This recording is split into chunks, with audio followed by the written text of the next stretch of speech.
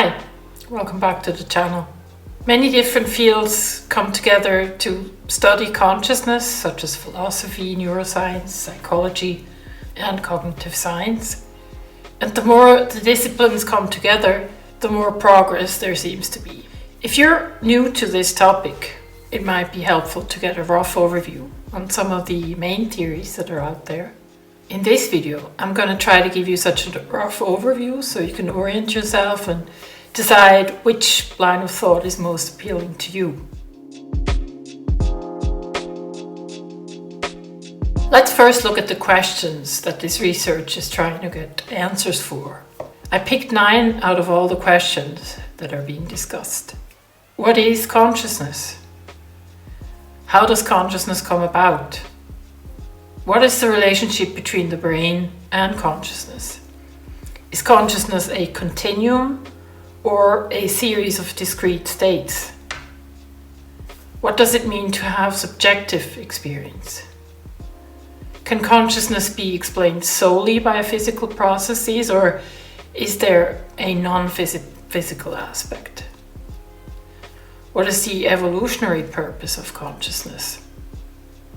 How do different mental states, like being awake, dreaming, or in an altered state, affect each other? Can machines or other artificial systems be conscious?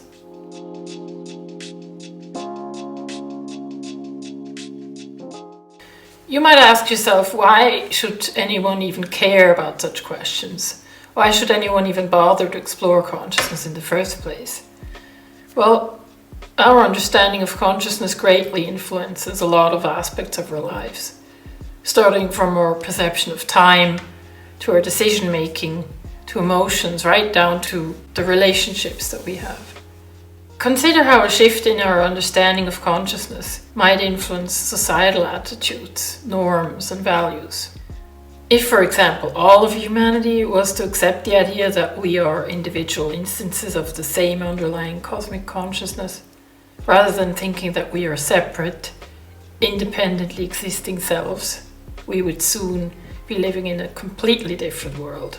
There would be a paradigm shift that would revolutionize all aspects of everyday life. The belief in a shared cosmic consciousness could bring about a deeper sense of empathy and compassion. Practices such as meditation, mindfulness, and self-reflection could become more widespread. Our education systems would shift to emphasize a broader understanding of interconnectedness. Economic systems could evolve to prioritize the well-being of the entire global community instead of putting individual gain first. So you see, choosing the operating system you run on with regards to consciousness makes all the difference. And while ego consciousness might be a natural step in the evolutionary ladder, developing and identifying with a more encompassing, universal consciousness might just be what humanity needs to take that next evolutionary step.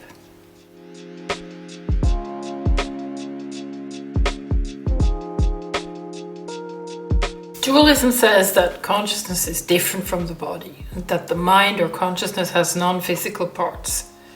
There are various subforms of dualism. René Descartes was one of the most famous dualists, known for his mind-body dualism, suggesting a separation between the mind and the body. Identity theory says that mental states, like consciousness, are identical to certain brain states. It aligns with a type of physicalism. The philosophers Jack Smart and U.T. Place came up with the mind-brain identity theory. Olin Place actually donated his brain to the University of Adelaide after he died, which is special. Functionalism looks at how consciousness works instead of what makes it up physically.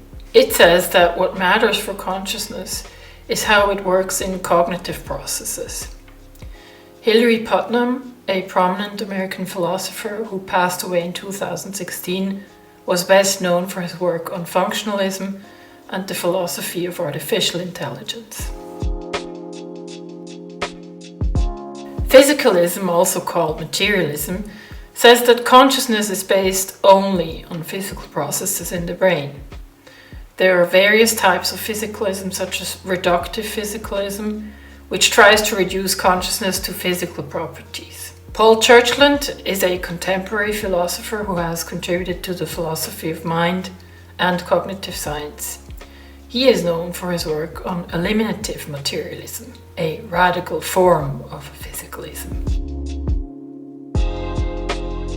Epiphenomenalism holds that consciousness is a byproduct of physical processes and does not have any causal influence on the physical world. Frank Cameron Jackson is an Australian philosopher known for his work in philosophy of mind, and he has defended epiphenomenalism in some of his writings. Cognitive neuroscience approaches include theories that link consciousness to certain brain structures or processes. These theories are usually tested through empirical studies and brain imaging methods. Stanislas Dehaene is famous for his work on the neuroscience of consciousness, which looks into how certain brain processes are linked to conscious experiences. OR stands for Orchestrated Objective Reduction, and is a theory of consciousness proposed by physicist Sir Roger Penrose and anesthesiologist Stuart Hameroff. It suggests that consciousness is linked to quantum processes occurring in microtubules within neurons. According to OR, quantum computations in microtubules contribute to consciousness and are orchestrated by a process of objective reduction. Panpsychism claims that consciousness is a fundamental aspect of the universe, and all physical entities have some level of consciousness. A contemporary panpsychist is Philip Goff, a British philosopher. He just published a new book called Consciousness and Fundamental Reality. Analytic idealism is a relatively new theory by the contemporary philosopher Bernardo Kastrup.